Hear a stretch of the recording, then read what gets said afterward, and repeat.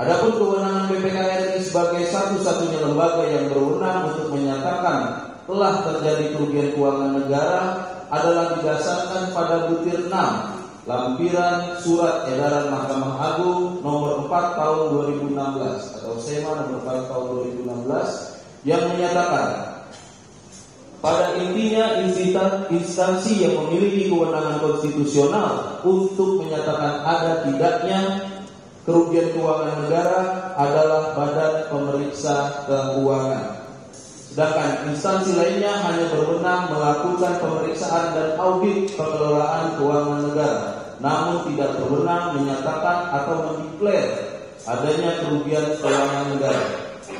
Bahwa seseorang tidak dapat ditetapkan sebagai tersangka tindak pidana korupsi tanpa didahului dengan hasil audit investigatif dan perhitungan kerugian keuangan negara oleh auditor negara. Setelah dilakukan audit investigatif oleh BPK RI dan BPK RI telah menyatakan atau mendeklar terjadi kerugian keuangan negara, maka aparat penegak hukum wajib membuktikan dan delik elementen atau unsur delik yakni perbuatan melawan hukum melalui proses penyelidikan dan penyidikan. Apabila semua terbukti valid, barulah penyidik instansi termohon dapat melakukan penetapan tersangka. 7. Bahwa pada faktanya kebijakan impor gula pada masa kepemimpinan pemohon sebagai Menteri Perdagangan hanyalah policy maker, adalah ranah hukum administrasi negara, sehingga perbuatan pemohon dalam mengambil kebijakan impor gula untuk kepentingan masyarakat bukan merupakan tindak pidana. Bahwa dalam menetapkan seorang sebagai tersangka, seharusnya termohon memastikan perbuatan yang dipersangkakan adalah perbuatan orang atau korporasi. Dalam hal orang perorangan, maka perbuatan dimaksud harus perbuatan dalam kapasitas pribadi, bukan perbuatan dalam kapasitas jabatan. Bahwa apabila dalil tersebut dihubungkan dengan proses penyidikan perkara ini, diketahui dalam perkara akuo termohon menyasar pada kebijakan pemohon semasa menjabat sebagai Menteri Perdagangan periode Agustus 2015 sampai Juli 2016. Bahwa kebijakan seorang menteri adalah kebijakan pejabat tata usaha negara yang hanya dapat dinilai secara hukum dari segi hukum administrasi negara atau hukum tata negara.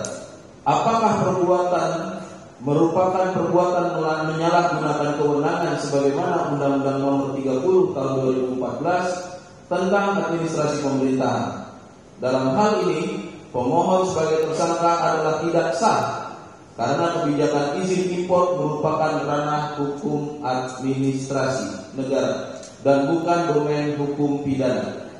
Selain itu, pada faktanya selama menjabat sebagai Menteri Perdagangan, pemohon tidak pernah mendapat teguran dari Presiden yang menjabat saat itu. Dengan demikian, tindakan pemohon sebagai Menteri Perdagangan telah diafirmasi oleh Presiden selaku Kepala Negara dan merupakan pimpinan negara Republik Indonesia. Dengan demikian, tindakan pemohon oleh karenanya telah beralih sepenuhnya menjadi tanggung jawab Presiden.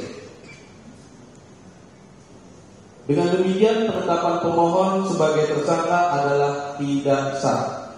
Bahwa berdasarkan fakta dan dalil tersebut di atas, dengan demikian penetapan pemohon sebagai tersangka adalah tidak sah dikarenakan tidak terdapat bukti permulaan yang cukup sebagaimana disyaratkan dalam pasal 1 angka 14 dan pasal 1 angka 14 KUHP dan putusan Mahkamah Konstitusi nomor 21/PUU/12 Romawi dari 2014. Adapun pernyataan termohon telah terjadi kerugian sebesar 400 miliar tanpa didasarkan hasil audit BPK RI merupakan perbuatan abuse of power serta merupakan bentuk kriminalisasi terhadap pemohon.